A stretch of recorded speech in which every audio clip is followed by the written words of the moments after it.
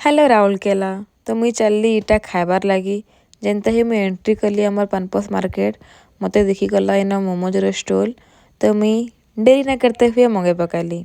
तार देखमा टेस्ट केनता लागुछे।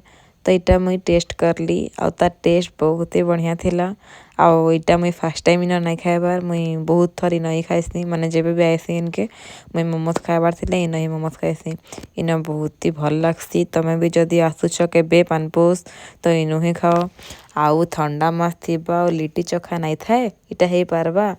आमर पानपोस रे ठंडा मासे लिट्टी चोखा लागसी आउ सीजन नहीं लागसी, ठंडा मासे लागसी।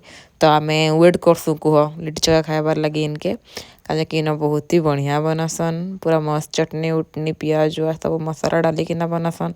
और लिट्टी चोखा तो मते पर्सनली बहुत ही पसंद। तो चलो टेस्ट करमा देखूं केनता लागुछे। तो इटा मुई खाई पकाली गुटे बाइट आ बहुत ही टेस्टी थिला। मते मैं गरम गरम खाओ ठंडा रे ना मजा आईसी। फिर इटा गुटे मिर्चा मुई खाईदेली जोश जोश रे। अब जेन झाल लागला जे मते जल्दी से स्मूथ पीबाके पड़ला मोर झाल मिटाबार लागी। चलो मोर वीडियो में इना खत्म करूछे। वीडियो भल लागले लाइक शेयर सब्सक्राइब फॉलो कर दबो। Thank you so much, bye.